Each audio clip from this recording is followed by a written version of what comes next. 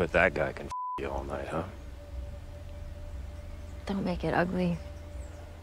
I'm 100% sure that I am not the one that made this ugly.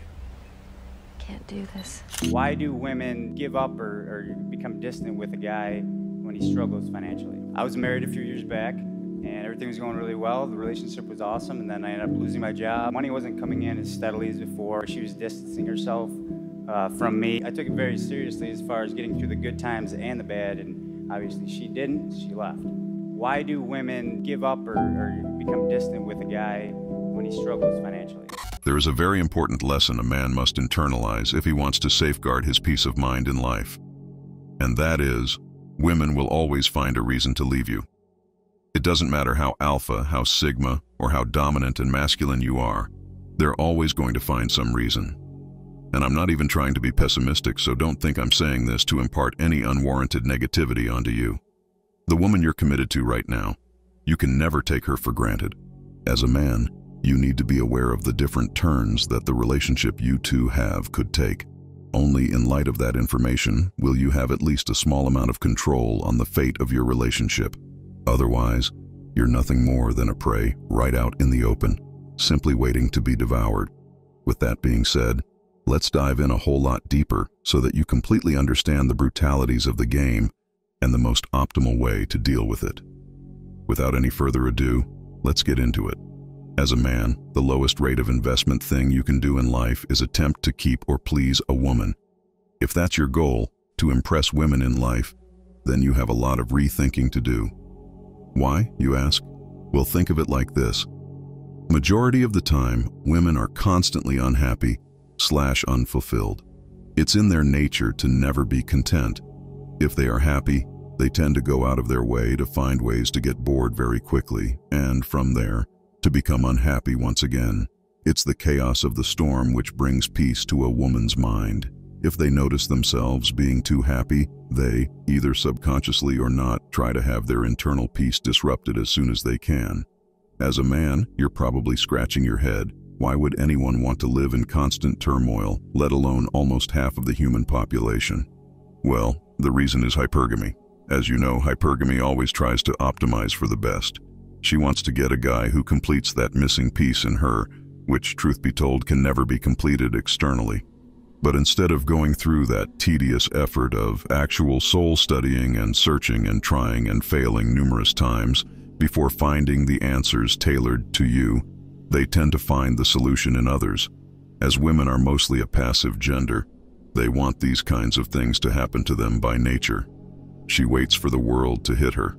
Going out and getting it themselves, that's too masculine of a responsibility for most. So, when they abide by this unspoken law, there are many problems which arise for herself, first and foremost, but most importantly, her victims. The men who get caught in the vicious cycle of getting attached with someone who is confused themselves. You can think you are in a solid 10 out of 10 relationship, and everything is smooth sailing. But you can never get too comfortable, because while you're sitting back and relaxing, she's already trying to find a way to bring about her exit. That's right. The truth is, and the sooner you realize this, the better for you. You can never be the solution to all of her problems. I'm sure you agree to at least some extent, if not all. There is no person in the world who is a perfect fit for someone who just alleviates all of their worries or insecurities or anything of the sort. It's a constant battle. When you choose to fight with someone, you think the shortcomings don't bog down the positives of too much. The fact is, it's virtually impossible for any man to satisfy each and every aspect of hypergamy in any given situation at any time. Let me illustrate that real quick with an example. Let's say there's a girl who's been with her boyfriend for about a year or some. He's loud, charismatic, the life of the party type of dude who brings good energies always. She initially got with him because she liked his confident demeanor, and also because she saw other girls eyeing him and thought she'd be able to make them jealous by picking him up. So initially, she was completely satisfied and even proud of her choice, as it filled the void there once was. But, as you probably know, humans don't tend to remember old voids for too long once they've been filled. We get too blindsided by what we have right in front of us until it becomes a norm and we take it for granted. Back to the example, however, She got herself that boyfriend at that time when it filled those voids. After a year of having that void of a confident and expressive man in her life filled, she's forgotten all about it. She has seen a good amount of the not-so-good things about him, which makes him appear less perfect than he once seemed. When these thoughts start prevailing in her mind, she becomes unsatisfied. Now, they're at a party, and a man shows up. He's got a suit on, Rolex on his wrist, Bentley dropped with the valet outside. It seems like he's got everything covered. He seems fit, and by the looks of it, he means business. I don't care. I love him. I really do. And given the opportunity, yes, I would have his baby. Now, though the party guy filled that void she had before, now she's thinking of what it would be like to be with a high-value man, and what it would do for her status. That even happens if you're married. This thought kicks in no matter who you are. Hypergamy is going to make her focus on what she doesn't have at that particular moment. Like the old saying goes, priorities change all the time. So what's the solution to this dilemma then? Let me tell it to you straightforwardly, and it might sound brutal and bitter, but hear it for the sake of hearing it. You need to stop expecting women to love you. Women are not meant to love you or even wired to love you, and this holds even truer for young, modern, liberal women. The truth is, every girl you'll ever date, all of them will say the same things. All of them will say they're not like most girls. They'll all say they are different. They all think they are special, but in reality, they're all the exact same. Don't fool yourself by thinking, oh well, she did have a very different upbringing, so maybe she isn't like these other girls. Sorry to burst your bubble. That doesn't make a dime of a difference either.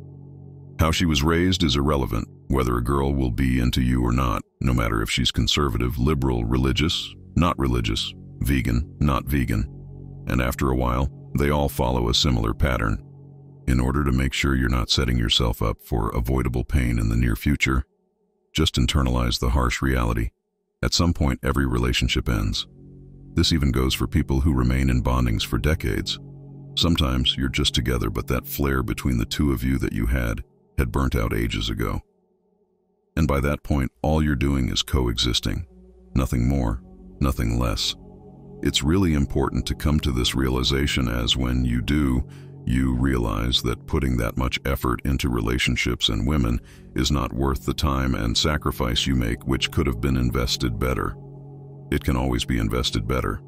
In a nutshell, this is the story of relationships. You meet a new, fine-looking woman.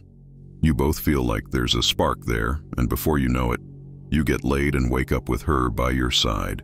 But unlike with other women, you notice there is something special in this one. Maybe her kitten was too fire, or maybe some other excuse, which in reality is just premature judgment. But anyways, you two start dating, and everything seems perfect for a couple months. Those few months, it'll seem like you have your entire life where it has to be. But and it's a major but comes in the storm slowly but surely. As the relationship becomes a routine, she starts withholding intimacy. The relationship starts showing more complacency as both parties have adjusted to their roles. A little down the road, you realize there's a weird sense of rudeness coming into the once pure bond you had with this woman that doesn't look so fine anymore. Eventually, she finds her perfect reason to leave, and that's the end of the relationship. If you think having that experience again and again is worth more than the advancements you could make in your life, go ahead. You're the captain of your ship, but if you were to take it from me, it's never worth it. The cycle keeps repeating. Break out of it. Well then, thank you for tuning in. Make sure you support the channel down below by dropping a like and subscribing for more content in the near future. See you in the next one. Stay blessed.